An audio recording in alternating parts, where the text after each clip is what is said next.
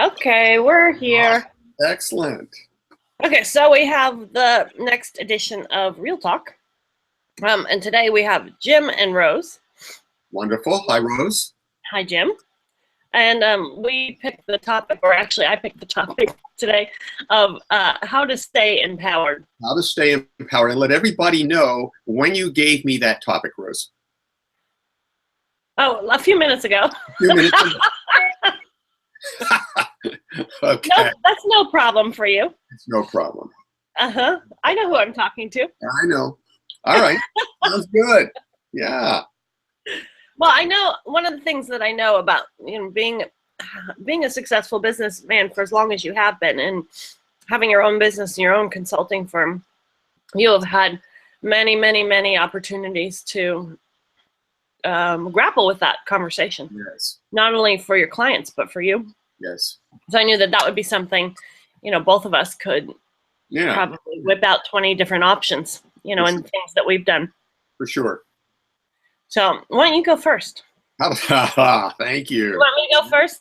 Well, you go ahead. Yeah, go ahead. Go ahead. Okay.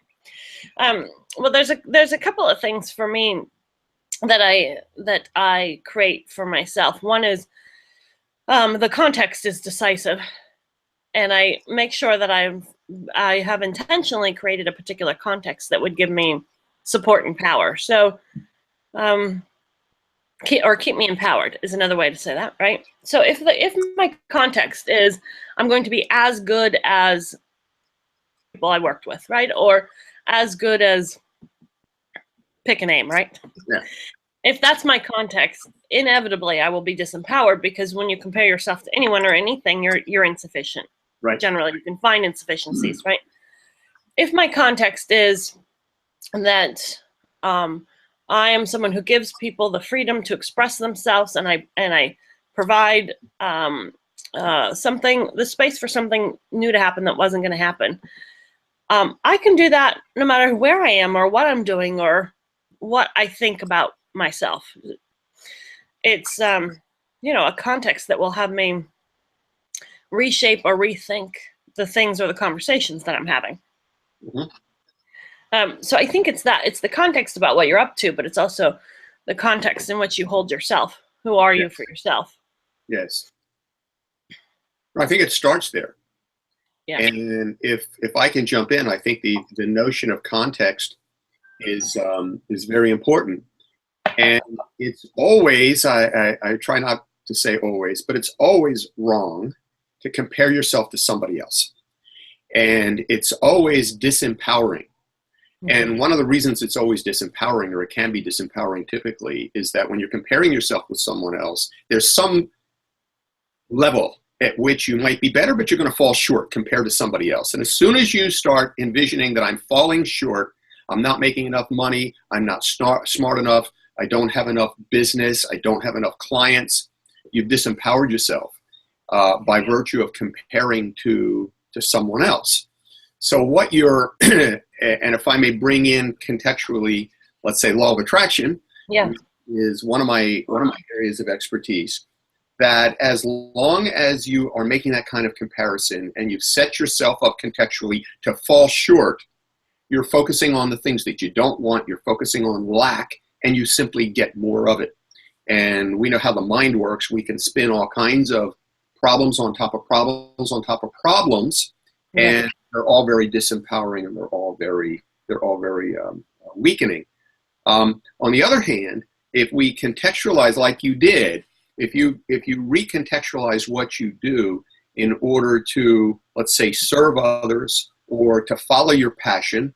I recently attended a conference where I spoke, where one of the speakers, I love this, and I told him I'm going to steal it, and I invite you to do it as well.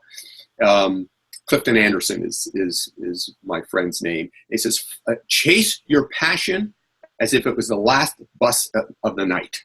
And when you're chasing your passion like that, and it's all about your passion and not trying to compare yourself to somebody else, I find that very empowering. So the context becomes not only what you attract, but what you allow yourself to be attracted by. That's typically what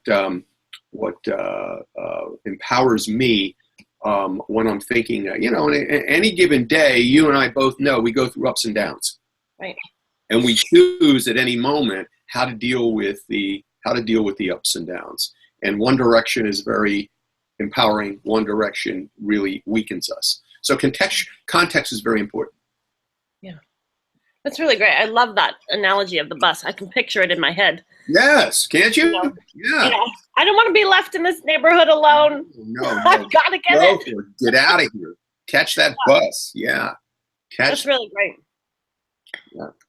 It leads me to the next question I have, Jim, which I know I struggle with often, is identifying and staying true to what my passion is. Yeah.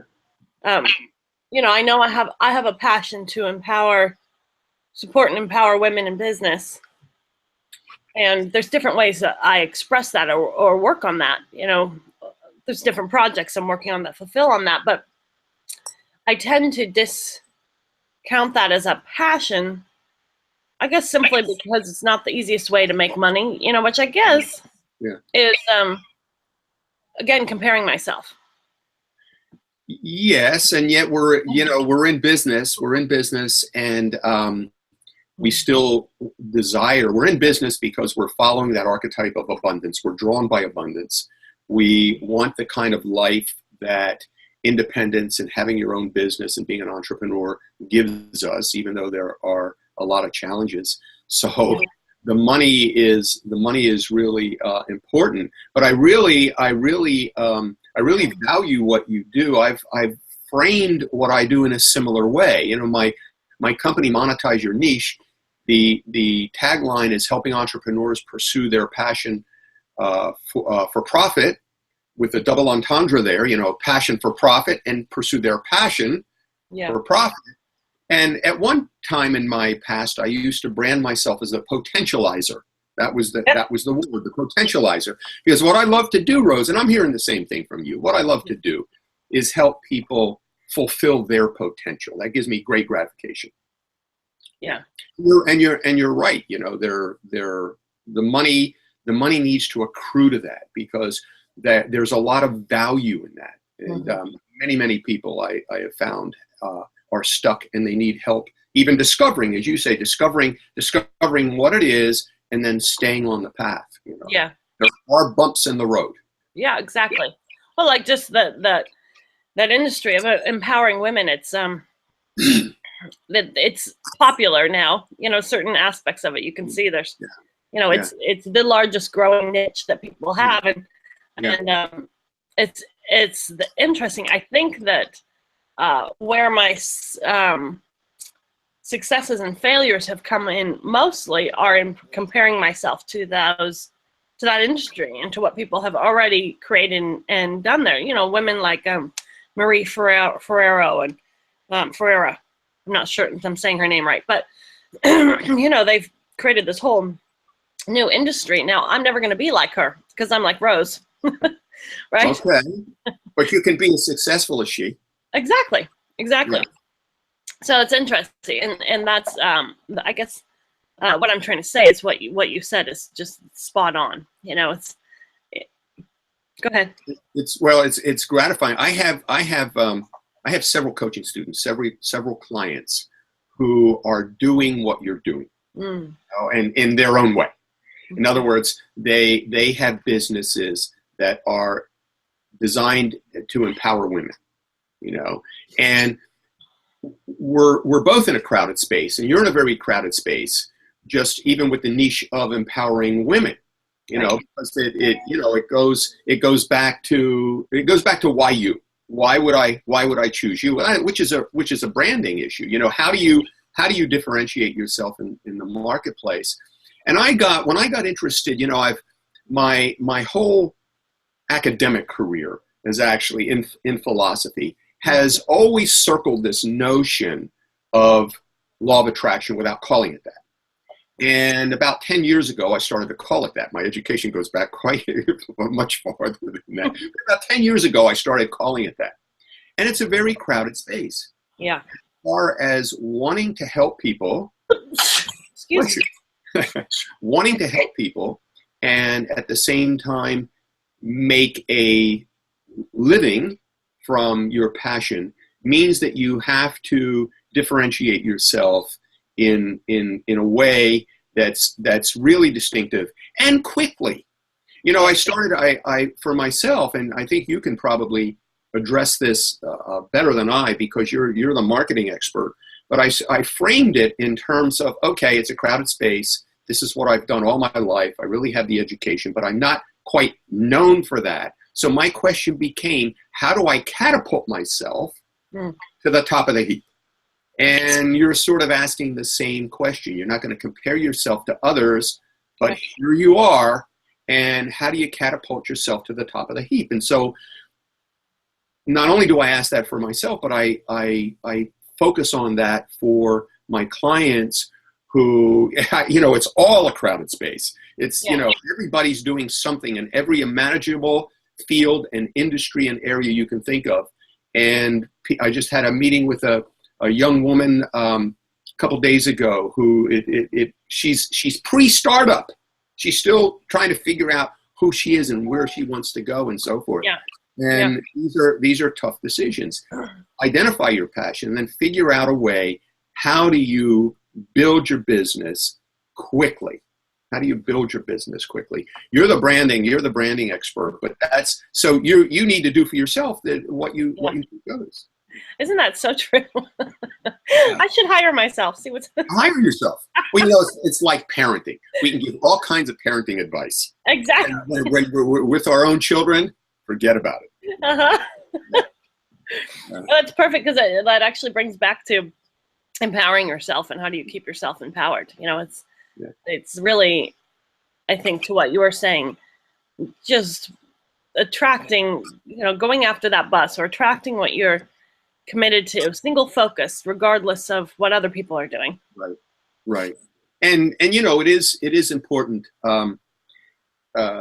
Hanging with the right crowd is very important. And so empowering yourself through the right groups, empowering yourself through community is really important, whether it's a business community, a spiritual community, whether it's AA communities and other 12-step communities that give support to what you're doing is very empowering. You know, we're especially, I think, especially maybe being a male, you're brought up, you're conditioned to, you know, you're the lone wolf, you're the rugged individualist. You've got all the answers, and it's weak to ask for help, and that couldn't be more wrong.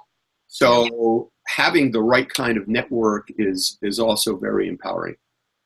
That's so powerful, Jim. I think that our next topic should be, because William will be with us too. I think it really should be sort of, I don't know how you would say that, negotiating the expectations of being a male in the world, in society. Because it's perfect what you're saying. Talk about expectations and standards you're compared against. You know, it is pretty rigid for a man. It's very rigid. It's very interesting how I think, frankly, while there are pros and cons to each gender, so to speak, being a male, I look at the options that women have, and in some ways, they're so far greater than men. I mean, even in terms of dress, let's just go down to dress. We have as far as business dress, you have a lot of options. As far as men go with business dress, if you're either a suit or not a suit, but typically you're a suit, right? You're a suit. You put the suit and the tie on, you know. And even that's anecdotal. I know it's anecdotal, but there are some ways in which there's so much freedom, and at the same time there's so much societal conditioning. Those glass ceilings we hear about are also real. You know, but I think that the women have a lot of advantages in terms of even the construct of their brain. I mean, the two hemispheres speak to each other a lot easier than it is for men. You know, and so I don't know where I'm going with that, but I think that there are also ways in which, in empowering other women, you can play to what I would regard as a male looking at the gender differences. You can play to the strengths.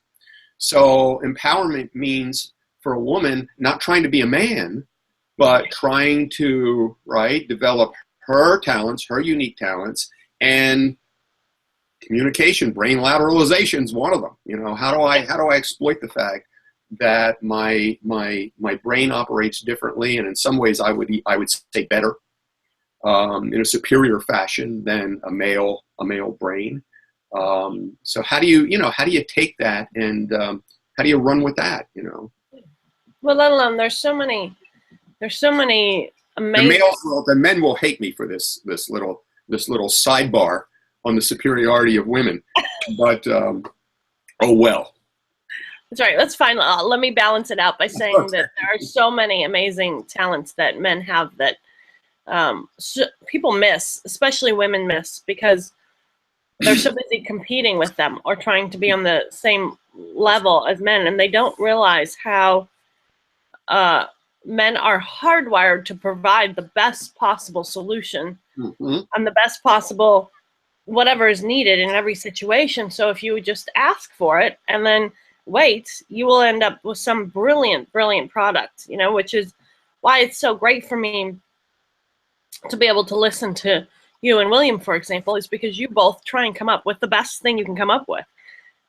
And as long as I can listen, magic happens. Yeah. Well, you know, you put it in an interesting way in terms of being hardwired that way. I wonder, hardwired that way, certainly conditioned that way, and hardwired, yeah, probably so. I've been dealing with the hardwired concept in a slightly different way, which has to do actually with empowerment and disempowerment. And that is that through my work with Amit Goswami, who's, you know, my quantum physicist friend, we are hardwired. The brain is hardwired actually with negative emotions, with survival kinds of emotions, which can be disempowering, very disempowering. And it's, you know, we're hardwired. Many people are hardwired to find the fault, to find the, you know, where's the critique here, and without looking actually for the solution, without looking for the positive. So part of empowerment, and what Amit and I are working on, part of the empowerment is how do you create a work culture that's empowering, that builds positive brain circuitry, the positive emotions, and transcend the negative. I always find it so interesting that little saying, you know, it only takes one bad apple spoils the barrel. It's so easy for one negative person to pull 10 positive people down, and so hard for 10 positive people to pull that one negative person up. You know, so how do you create a culture in your company and in your workplace where what's reinforced are is positive brain circuitry, the positive emotions, the glass half full, the glass over brimming, you know, with possibility and potential. That's empowering to me. It's empowering to me to see the world that way, and it's empowering to me to teach that, Rose. That's what I love to do. That's awesome, Jim. It's fun for me. This is fun. Yeah, I love it. Okay, well, let's add that to our list of topics too. Yeah. Okay. This is great. Every time we talk, we come up with 4 or 5 more topics. 4 or 5 topics, and we can just go on and on and on. Exactly. Yeah. Exactly. All right. Well, I think anything else you want to say about how to keep yourself empowered? One thing, just one other thing that came to mind actually when you kicked it off and you started talking about context, and that is that I keep in mind the paradigm that I'm the one responsible for that I'm the one that really creates the world I experience. And even though, just like anybody else, you know, I'll go through little ebbs and flows, and I'll go through some down periods where, you know, I might start feeling sorry for myself. But as soon as I remember that kind of attitude or that kind of emotion is disempowering, I've given my power away to blame the world or someone else for something I don't like in my experience or something I don't like in my world, in my existence. When I remember that, I'm responsible. Okay, I don't like this. I created this. How do I create something better that I like? So I think that for me is the overall paradigm, or call it context, the overall paradigm that I perpetually put in front of myself and remember in the positive times and in the not so positive times. And it helps me get through whatever I need to get through. That's really awesome. It's very empowering and simple. I appreciate that. Thank you. It's good. I now have a bus to chase, and Yeah. and it's really simple. I created this. I'm Yes, responsible. That's right. And the nice thing about it, and if I can just, kind of pat ourselves on the back, we're creating this together. And this is a very positive thing. And these hangouts are very empowering and very positive. And the energy that we're putting out there together, not only in our exchange, all communications and exchange of energy, I like to say, not only right now in the live, but then we're posting it, and we're giving the world at least what we believe is our best in the moment. And that's cool. Yeah. Well, that's perfect, Jim. Thank you for that. All right, Rose. Thank you. That is a perfect way to end our broadcast for today. All right. And Fantastic. then we'll have, sorry, say? I said fantastic. Fantastic. And then we'll have new topics and probably have William with us next time too. Perfect.